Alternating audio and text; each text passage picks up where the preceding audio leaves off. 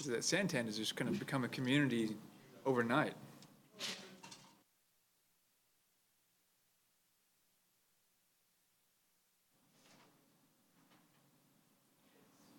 We're going to get started. Good evening, and thank you for attending. My name is Denise McKelvey, and I am the moderator for this evening's candidate debate. The Citizens Clean Election Commission is the sponsor for this evening's event. The Clean Elections Act is a campaign finance reform measure initiated by Arizona citizens and passed by voters in 1998. Participation as a clean elections candidate is strictly voluntary. The system provides full funding for qualified candidates who agree to abide by the Clean Elections Act and rules. To qualify for funding, participating candidates must illustrate the support of their constituents by gathering $5 qualifying contributions from registered voters in their legislative district. The candidates agree to adhere to contribution and spending limits and may not accept money from special interest groups. They also agree to participate in these forums. As we move into the debate, we encourage audience questions. If you have questions, please print them clearly on the card given to you when you walked in and hold it up. One of our volunteers will pick up the cards and deliver them to me. We screen questions for clarity to eliminate duplications, speeches, or personal attacks on candidates. If you need another card, just raise your hand. There's an independent timer who will see to it that all candidates have equal time to answer questions and will tell them when their time is up. Our format this evening will be opening statements, 2 minutes each, a quick lightning round, 2 minutes to answer audience questions, 2 minutes for candidate-to-candidate questions, and then closing statements, 2 minutes each. We ask that you remain polite to all of the candidates and give them a fair and uninterrupted hearing, no matter how strongly you may agree or disagree with anything being said. This means no applause, outbursts, or cheers, except for now as we introduce the candidates. Our first candidate, Mr. Carlisle Begay, candidate for State Senate, Democrat. Mr. Eric Dashini, Clean Elections candidate for State Senate, Democrat. Ms. Jennifer Benally, candidate for State Representative, Democrat. Mr. Joshua Butler, Clean Elections candidate for State Representative, Democrat.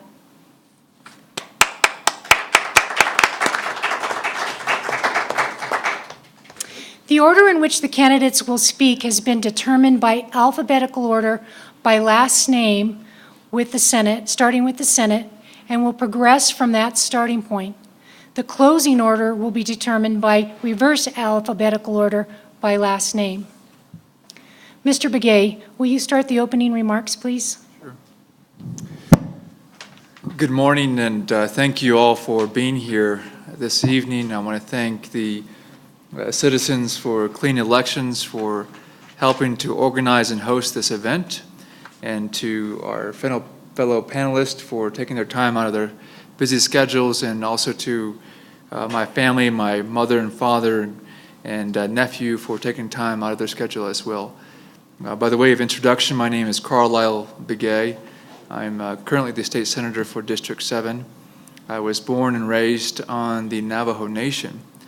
And by the way of our clans and in our own native language or Navajo language, Shie Carlisle W. Begay and Shie Twatskotni Ishlanki Ani A Bashushin Lazatlana Dashache Do Dashanella.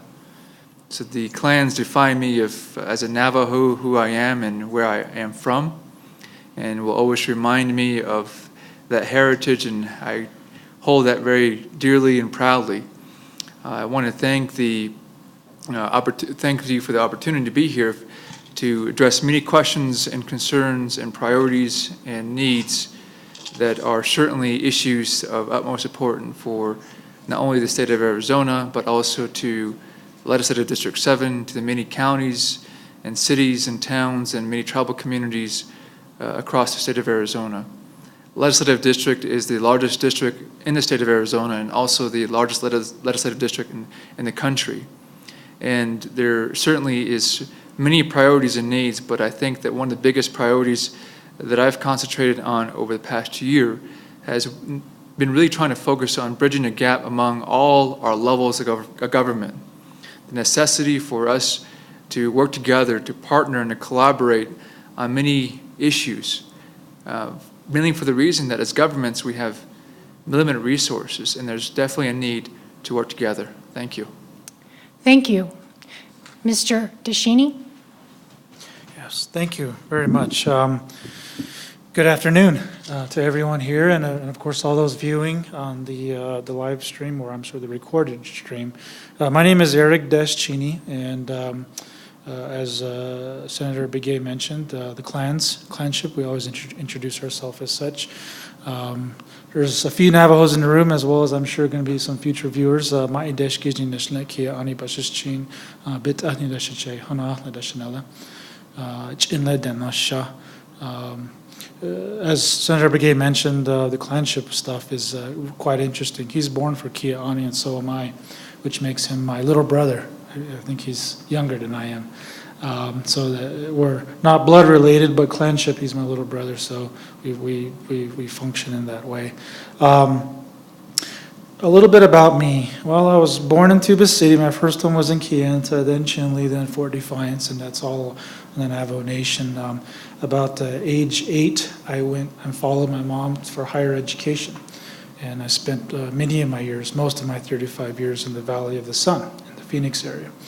I got my degree in ASU, I started my family, and we made a conscious decision that we needed to move home. It was based on one reason alone, and that was we wanted our kids' first experiences, thus their identity to be rooted on the Navajo Nation, amongst our culture, language, and heritage. And so we moved home, and it was very challenging. The whole experience in and of itself has really brought me to today. We have a great deal of challenge, not just on the Navajo Nation, but across the district.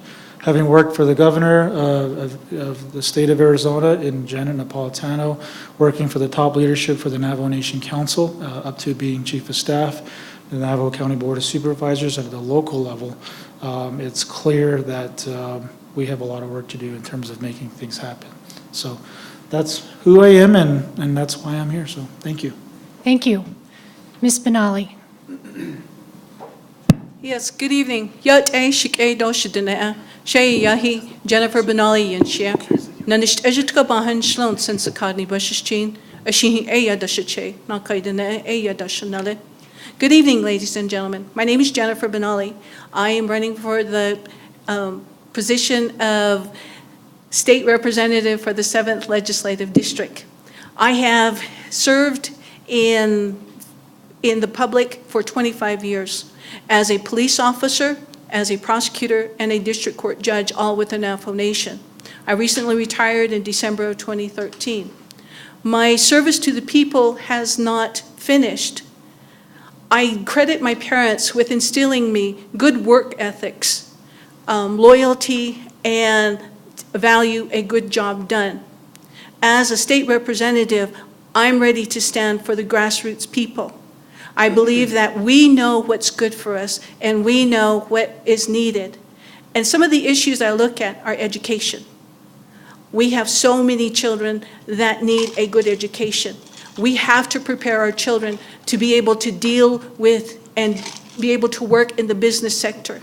We have to have our children be able to go to school so there will not be any remedial classes that they have to take.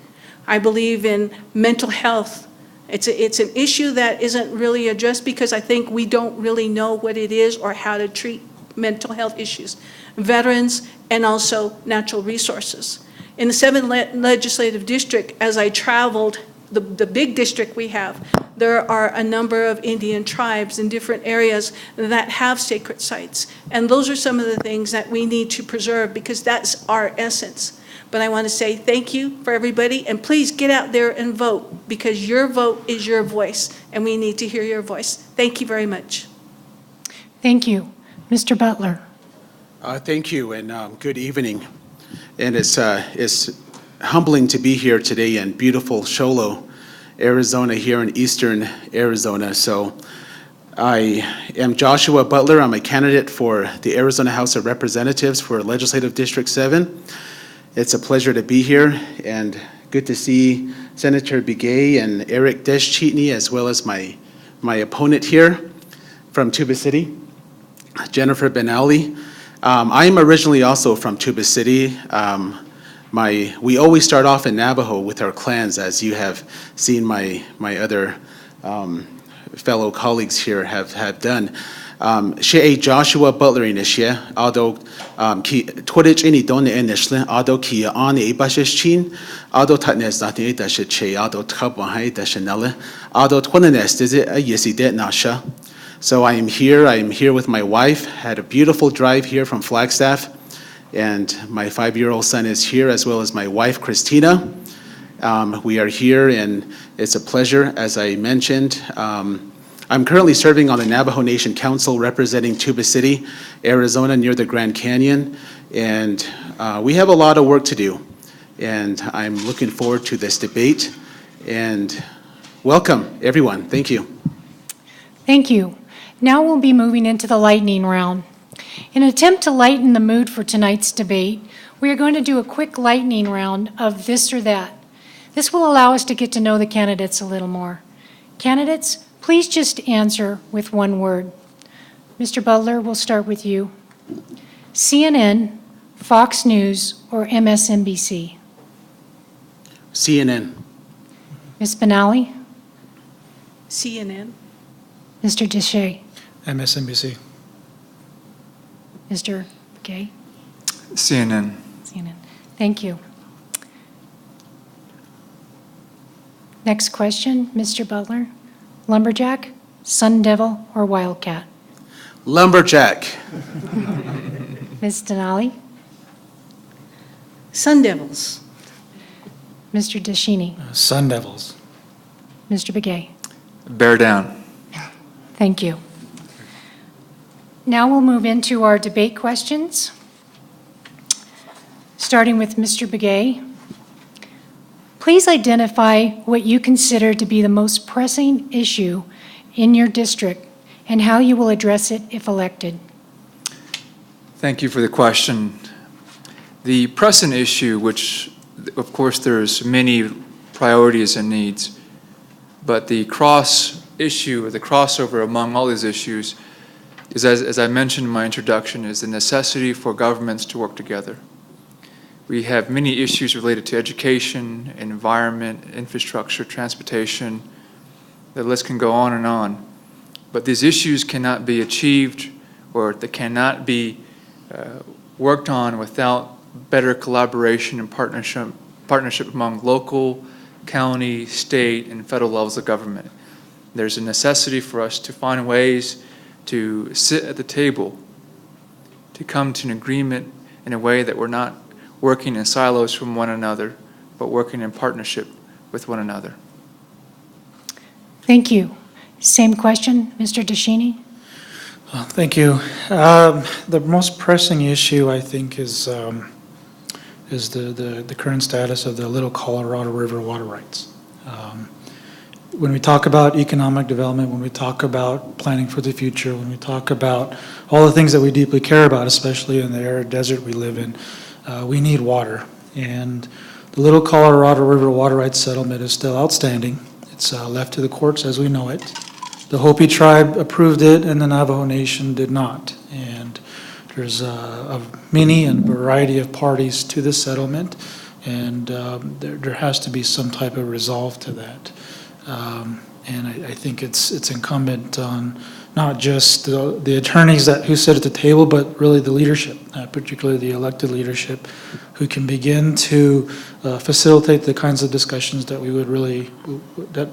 provide a healthier form of discussion where we can find some compromise, find some avenue from breaking from impasse and moving folks forward.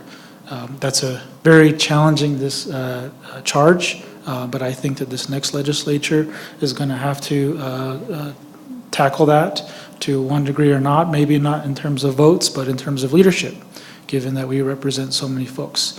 The Little Colorado River water rights is, feeds the better part of the northern Arizona, especially legislative District 7.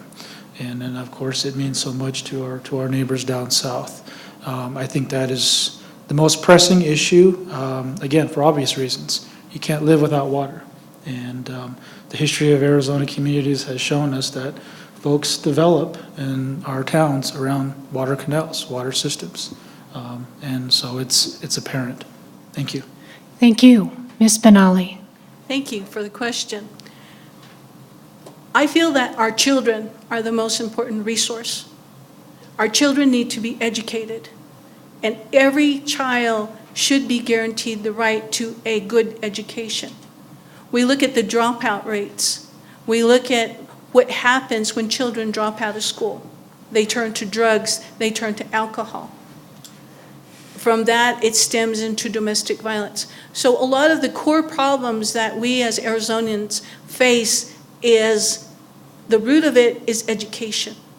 What may be good for Arizona, for Southern Arizona, may not be what's good for Northern Arizona or the 7th Legislative District. If we can collaborate and come to some agreement as to how are we going to educate our children, because it's our children that's going to carry on our legacy. It's our children that's going to carry on our hard work. It's our children that's going to continue and build a strong Arizona. But without education, that's going to all go away. So we need a good education. There's a lot of talk about the core studies or the core education system.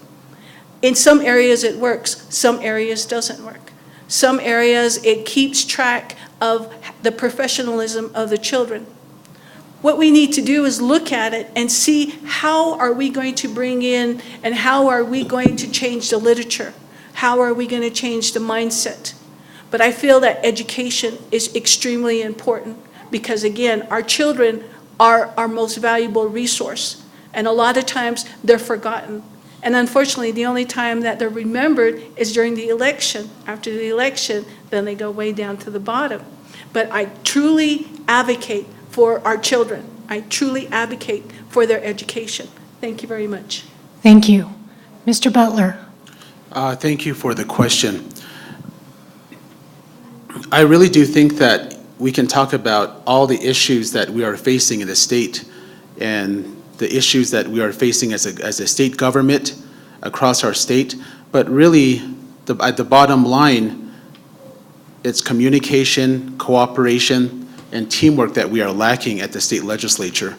I think that the state legislature and we as candidates as well need to think far and beyond partisan politics. I think that that is one of the main things that's really crippling our ability to solve the problems that we are facing as a state. And before we even think about improving education, before we even think about improving healthcare, before we even think about talking about the budget and so forth, that needs to be in place. And I really think that voters need to vote smart in order to get candidates in that will know how to cooperate, that will have a commitment to work across that aisle, to cooperate and to promote teamwork. And then once we have that kind of environment, we can really get down to the bottom line and begin talking about education, talking about transportation and roads and healthcare and so forth. Thank you. Thank you. Our next question for Mr. Dashini. In 2013, Arizona experienced a terrible tragedy when 19 firefighters were killed in the Yarnell Hill fire. What role do you see for the state in helping the prevention of catastrophic forest fires? Well, first of all, I thank those who have, I honor those who have lost their lives and thank the families who of those 19 individuals. I can't imagine how challenging that can be. To answer your question, where I come from, and I live in Shinli and many of the neighboring areas, there's a moratorium on the fire districts. The state of Arizona has a moratorium on increasing the capacity of our local communities to respond to fire disasters, whether they're in a burnout or whether there's a vehicle on fire or whether there's something that caused a Yarnell fire. And, and also not far from where I live, we just had the Sayet Lake fire that the Navajo Nation had to respond to, as well as the local counties. It's a major issue, and you certainly don't want it to threaten people's lives, but it always does. We have to begin to look at our local community's ability to respond. I had mentioned earlier the Little Colorado River water rights. Well, that just goes to water capacity. Do many of our communities have the ability to, move forward with a brand new construction of a fire station, or even be able to move fire equipment around? We don't have that, and I don't know the details of how Prescott responded, but across our district, there are so many black holes where there's really no response. When you call 911 in our home communities, you get routed all over the place, in Arizona, to New Mexico, to Colorado, and sometimes you get really no response. It's a serious issue, and that is one of the areas that I'm wanting to focus on, is lifting those moratoriums and getting funding where it belongs. So, thank you. Ms. Spinelli. Thank you. One of the biggest problems that I see is the lack of funding. We don't have enough funding for firefighters. We don't have enough funding for first responders, and that's the most important thing. Because you look at these individuals who work in that area, they sacrifice their lives every day. You don't know what Mother Nature is going to do. Mother Nature is so unpredictable, and unfortunately that was what had happened with the 19 firefighters who lost their lives, and it's tragic. And we need to look at better conservation plans, because we're in a 13-year drought. We're never going to have enough water. We have to make these plans so we can answer these. We need to look at how are we going to take care of our forests. How are we going to enforce the laws? You go through the area, in my travels, I've gone through a lot of the national forests. And even though there are signs that say no charcoal fires, no fires, you see people burning things. But there's no enforcement. So some people have it in their mind that, oh, nothing's going to happen. I'm just going to leave my little fire here, and it gets out of hand. So we have to get stronger laws that will hold these people accountable. Because you look at the amount of money that's spent in fighting these fires. And can you imagine those amounts of money could have been used elsewhere? So we just need to have better planning. We need to have better funding for these folks. We need to have better equipment for these folks and a good communication system. Thank you. Thank you. Mr. Butler. Yes, can you repeat the question, please? Yes, I can. What role do you see for the state in helping the prevention of catastrophic forest fires?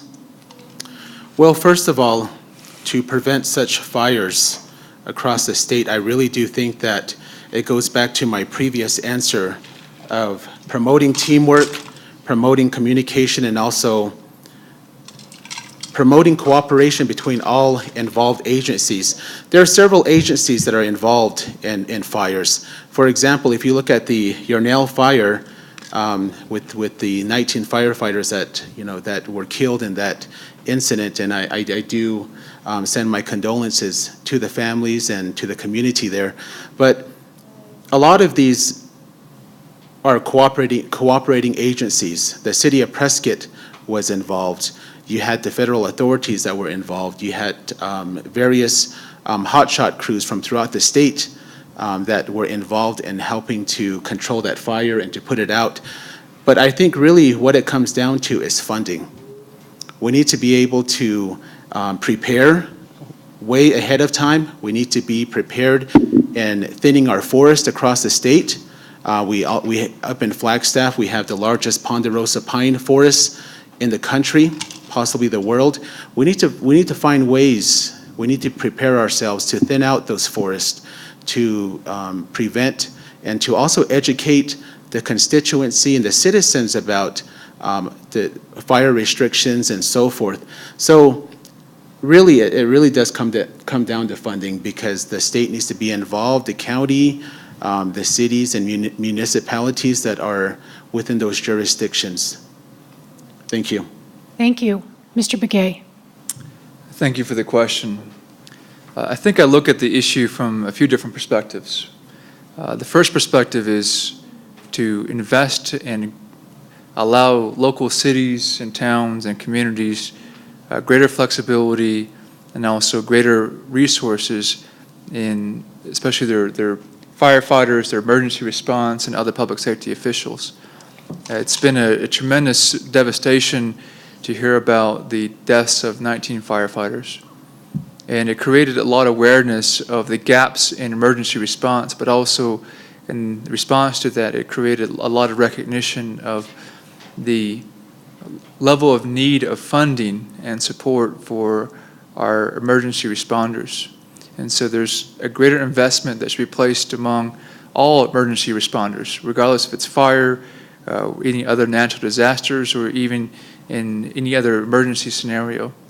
So there's got to be greater response and a greater investment in these resources. The second issue is related to just in terms of natural resource management, forest health, watershed health, and the importance of greater awareness and education among all levels of government related to these resources. One of the proposals that I've begun working on in preparation for next legislative session is a creation of a natural resources working group. And the intent is to educate many of the legislators, especially those that come from outside of Phoenix, that their difference in forest health and forest management is different for many of the local communities and communities like Sholo that have greater awareness of forest fires.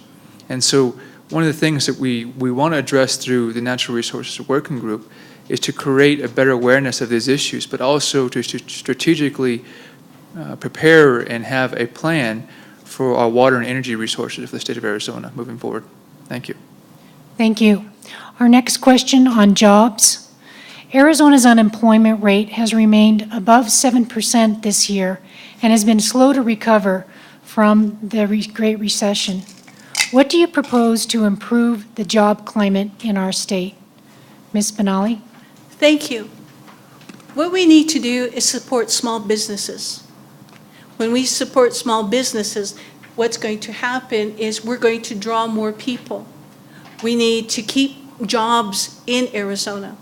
You look at how many companies or how many large companies will take the jobs that were for Arizonians to different areas of the country, to other countries. And that's one of the things we need to do. We need to, again, I think it all comes down to communication and agreements. We have to look, because sometimes we look at what's best for Southern Arizona may not be best for Northern Arizona. Each community, each group of people have their own needs. But I think one of the biggest things is to really emphasize and really help the small businesses with establish themselves in the state of Arizona, and along with that, bring more industry into Arizona to help the job rate. Thank you. Thank you. Mr. Butler? Thank you for the question. I agree with my counterpart here, Ms. Benally, is that we really do have to support small businesses. When you look across the country, small businesses are the backbone of America. And even here in Sholo, we have so many small businesses, from lumber yards to convenience stores, mom and pop grocery stores, and so forth, gas stations. And small businesses certainly drive a large portion of our state's economy. So we really need to look at that and also provide them the resources to open business, to open their doors. We also need to work with them to sustain them so that they will be here 5 years down the road, 10 years down the road as well. So we need to provide that vital support to small businesses. And I know the struggles and obstacles that small businesses go through. I am a small business owner, and I own a small business in Flagstaff, Arizona. So I certainly know the struggles and obstacles that they have to go through, from recruiting to generating revenue. And I think that a closer partnership, this is going back to partnership. I think my theme tonight is partnership and cooperation. We must partner with Chamber of Commerce across the state of Arizona. We must create those partnerships so that they have a resource to fall back on for assistance, for any questions they may have, whatever they're struggling through. So we can do that. And also teaming up with community colleges and also our universities across the state as well to partner with these small businesses to keep them in business. Thank you. Thank you. Mr. Begay. Thank you for the question. Unemployment and underemployment is probably one of the greatest needs and the greatest priorities for many governments, especially for many of the tribal governments in Legislative District 7. The Navajo Nation, for example, has a 52% unemployment rate. And the greatest opportunity to combat unemployment and underemployment is to promote and provide a world-class educational system. And much of that starts with really investing and ensuring in the kids that are just beginning to enter our education system and providing them with the best foundation at the earliest stage possible, pre-K, kindergarten, even in our elementary schools, and continuing to follow them and provide the best education they can to prepare them for the workforce of today and the workforce of tomorrow. Many of the greatest skills that are of need today, our education system is not providing.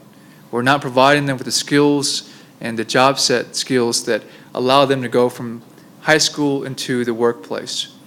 Beyond that, for those that have an opportunity to go to college, continue to invest in expanding in our universities and our community colleges.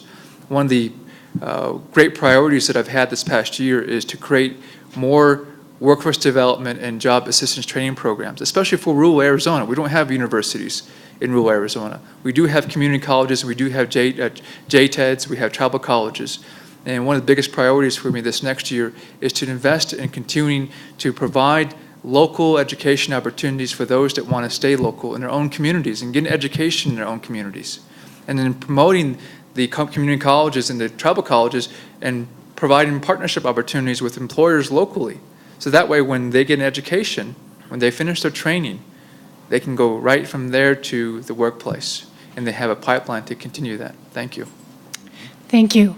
Mr. Deschini? Yes, you know, I really concur with what Ms. Benali had to say. You know, the economic engine of Arizona is small business. 97% of all business in Arizona is small. I mean, that's over 650,000 small businesses across the state. Interestingly, as in our district, those statistics are probably flipped when you get into Indian country, and there's all kinds of reasons for that, which I won't get into. But when we start to think about small business, well, when one small business sets up a T-shirt shop or whatever shop they might set up, they need attorneys, they need accountants, so they're going to go hire another professional, another small business. So the ripple effects or the byproducts of small business is actually pretty significant when you begin to look at how those dollars flow through a small community, as opposed to a big business, Walmart, a hospital, or what have you, where they have internal capacity. They have their own attorneys, they have their own accountants. So the ripple effects of those dollars moving outward into a smaller community is not so much. You know, when you look at the recession from what it is, you know, it really boils down to our lending our lending industry, the checks and balances. We all know what this was like. Arizona experienced such a great hit, as well as Nevada, in the housing market. And we've seen some smart legislation come into play, both locally and nationally, to try to regulate that so we don't experience that again. But I think in terms of working closely with our small businesses, particularly with small business loan startups, there's a lot of opportunities that we can work with our banking institutions across the state. It's just not stuck with our district. So I think there's all kinds of opportunities that exist, and it really goes to sparking up those discussions and working with, I think, everyone across the board as to what smart legislation we can come up with next. Thank you. Thank you. Our next question on health care. What was your opinion of Governor Brewer's decision last year to expand Medicaid in Arizona? Mr. Butler. Thank you for the question. I want to commend Governor Brewer for her decision to expand Medicaid across the state. I think it was a really good decision for many families across the state. And when elected to the legislature, I will support efforts by the legislature to expand Medicare as well, to make health care affordable to all Arizonans. There's many families across the state that are struggling, and I really do support this effort and commend the governor for doing such. And within that bill also was a section for Native Americans, and I want to thank Senator Begay and the other delegation from our area that helped support to push a lot of this initiative through, to include a provision in there for a waiver for Native American tribes across the state. And I think that was very significant.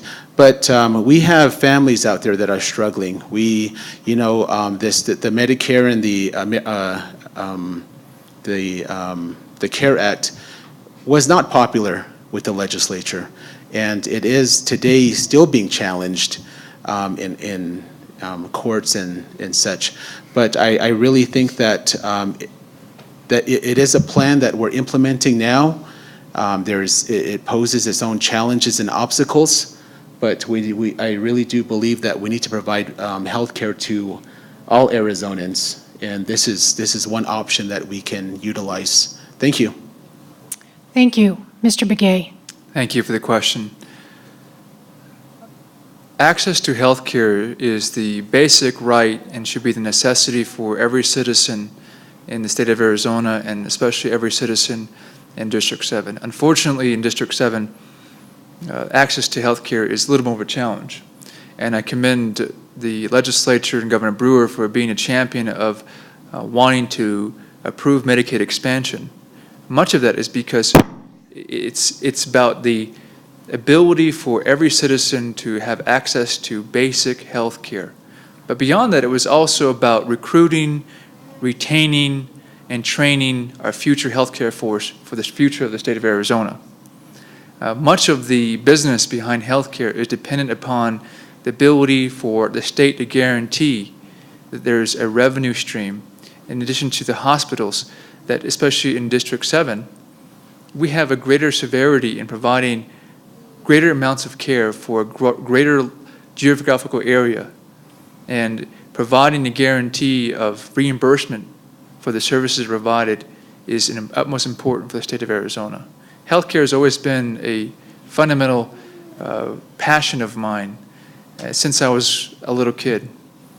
And much of that was because I grew up in a family with many healthcare disparities. My grandfather unfortunately died of congestive heart failure.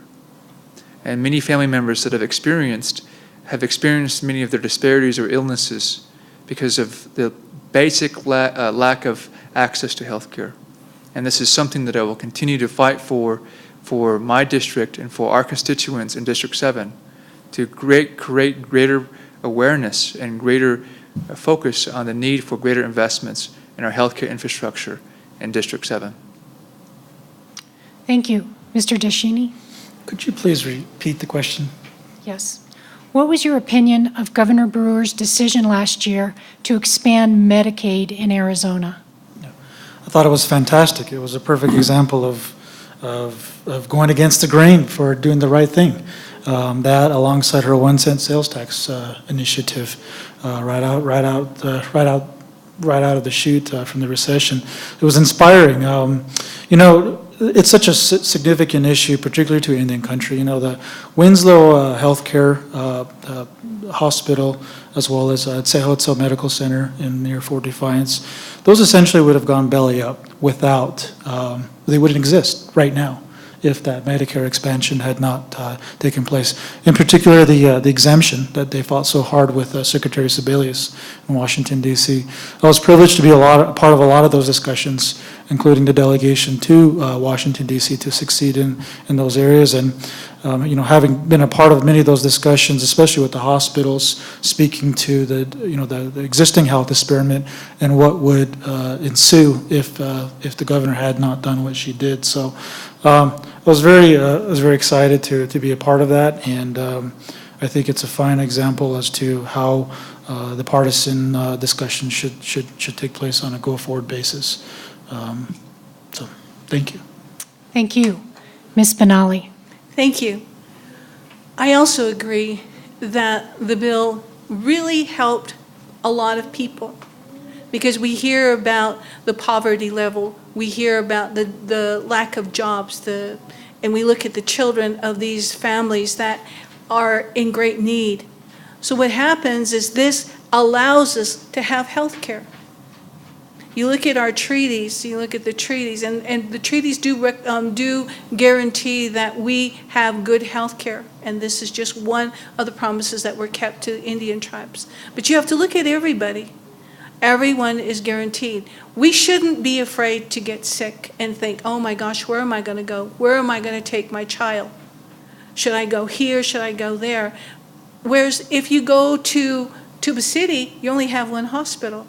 And the next hospital is 75 miles away, either direction in Page, or you go to Flagstaff, so you go 150 miles. So out in rural Arizona, we have to travel great distances to get good health care. So we shouldn't be afraid to get the health care that we need. Because you look at a lot of people, because they'll say, well, I didn't go to the hospital because I don't think I could afford good health care. But now, with this expansion, people are more willing to take their children to the hospital. And that's one of the things I really look at, is the care and health and safety of children. Mm-hmm. And everybody around. And it's good, and I agree with it. Thank you. Thank you. At this time, we'll move into the candidate-to-candidate questions. Each of the candidates will have the opportunity to ask a question of their opponent. 2 minutes each. Mr. Butler, we'll start with you. Your question for Ms. Benally. Thank you. A large part of our legislative district includes the Navajo Nation as well as several tribes. The transaction privilege tax is a topic of discussion currently in the legislature.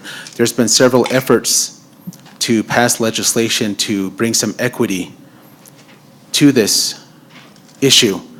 How do you propose we help to fix this problem? Thank you. Thank you, Mr. Butler. What we have to look at is we have to look at the historic of these tax issues, because we do need revenue.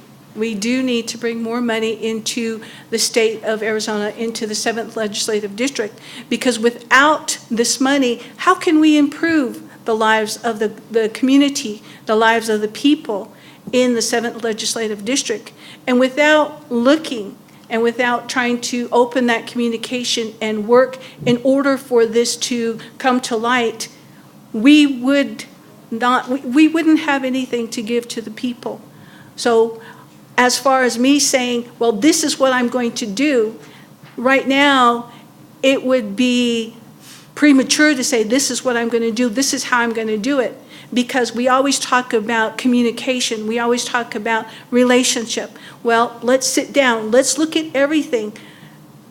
it's just like going into court. When you get a case, you look, you turn it around, you think, okay, this is what we can do, this is how we can do this is how we can address this. These are the possibilities. And once you get all those possibilities down, then you start working, you prioritize, and you start working to make the issues work. Thank you.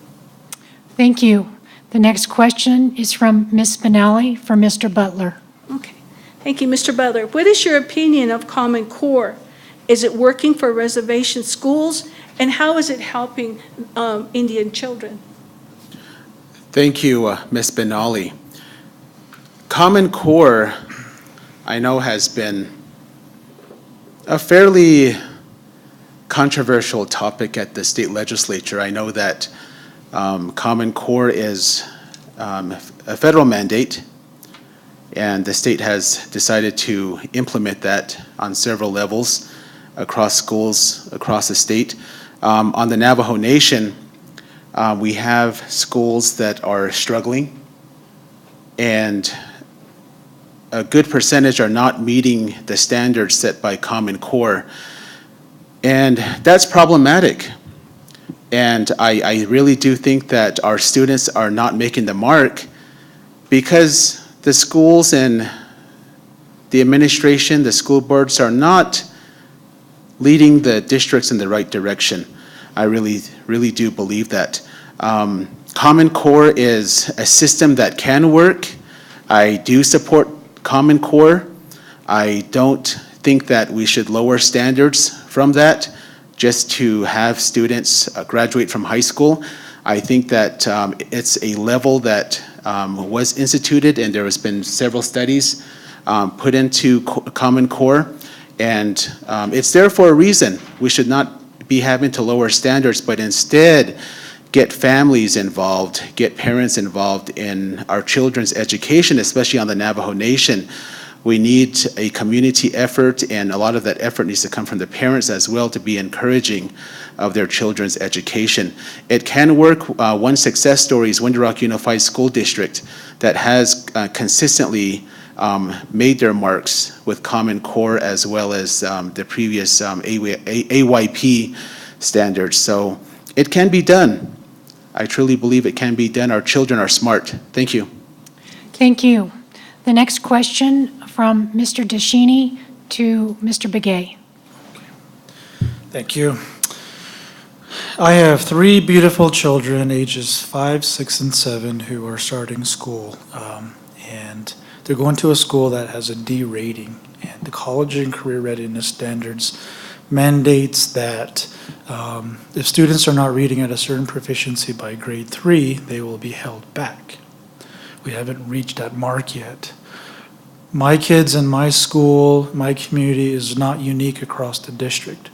How do you propose that we will assist the kids who will be held back, and how to resolve the issue overall? Thank you for the question, Mr. Deschini. And part of the question is one of the greatest struggles for many of our kids today, because as I mentioned before, one of the greatest, the lack of priority that we've not given is to invest in early education. So part of that question is the necessity to invest in pre-K and even First Start programs in the state of Arizona to allow local communities to determine how to best get their communities and their kids in the school system earlier. Now, for those that don't meet proficiency and standards by the 3rd grade, it's important to remediate those children earlier. And part of that is to assist with local curriculum development and professional development for our teachers. Now, much of what we've debated about tonight has been about resources and about lack of funding. And especially for our rural school districts, the schools are forced to do a lot more with a lot less. And on top of that, I think that, many of our tribal communities especially, they want to learn their language. They want to learn more about their culture. And I think it's important as we debate, for example, the Common Core, we debate these statewide issues. Our language and our culture is a big part of that. And for me, I don't have any kids, but if I can envision, my kids going through our school system, I want them to know who they are, where they're from, their language. That's very important. So not only to learn English and have proficiency in English, to read, write, but also to give them the option to learn another language as well. Thank you. And the final candidate question will be given by Mr. Begay to Mr. Deschini. Mr. Deschini, how would you bring a cooperative effort and partnership among local, county, state, and federal governments, especially from a highly partisan legislative climate at the state legislature? Thank you for the question, Senator Begay. You know, it's interesting. That goes to the heart of really why I'm running. We have to build a human community. And what does that mean? Well, first of all, we're most human when we wake up, and we're most human when we go to sleep. Our loved ones say good morning, and they say good night. That's probably the best part of the day, in my opinion.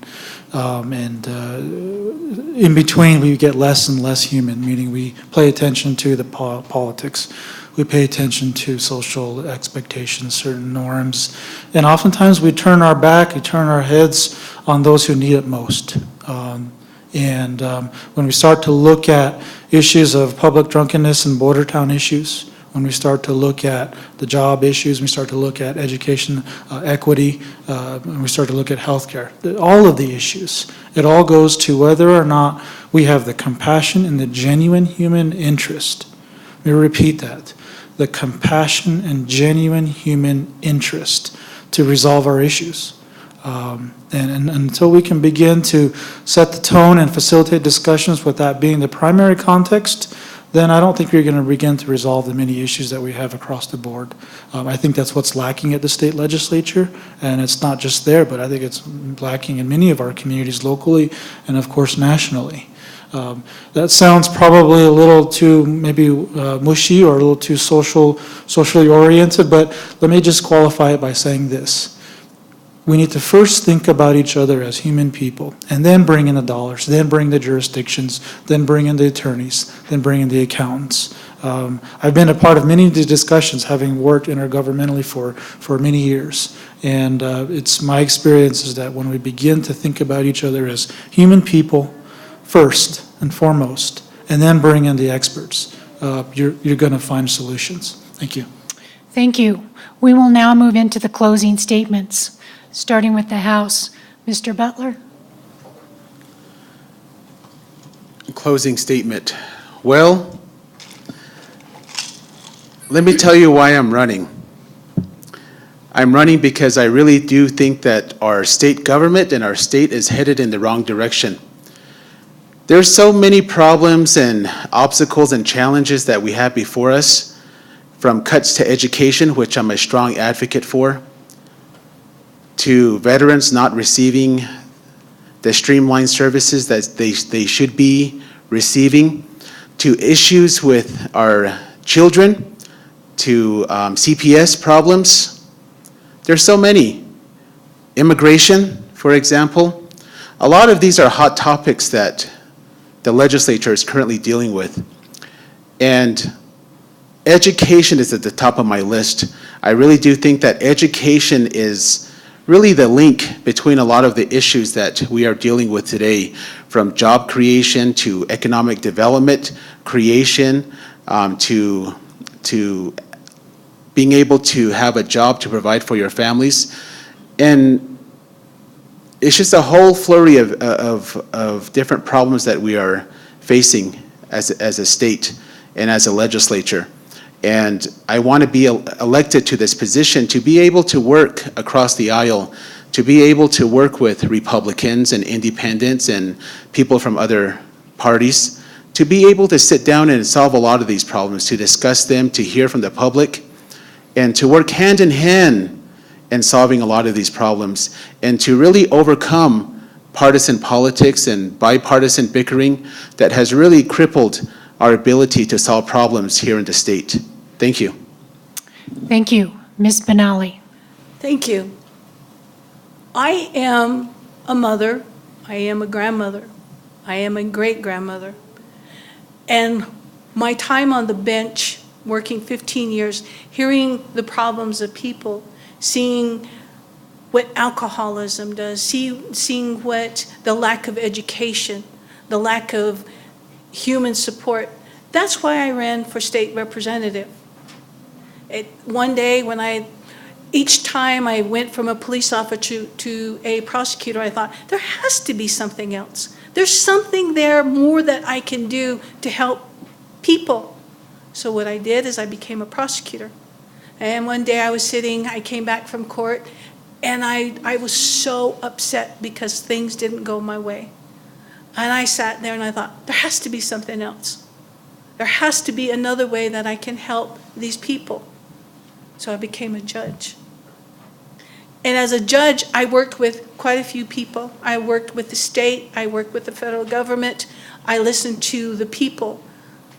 And when I decided to retire from the bench, again, I thought, how am I going to help these people? So my life vocation is helping people, is hearing people, being the voice of people that don't have a voice. We look at people that are somewhat not clean, and we said the first thing people would think is, I don't want to deal with those people. I don't want to deal because of how they look.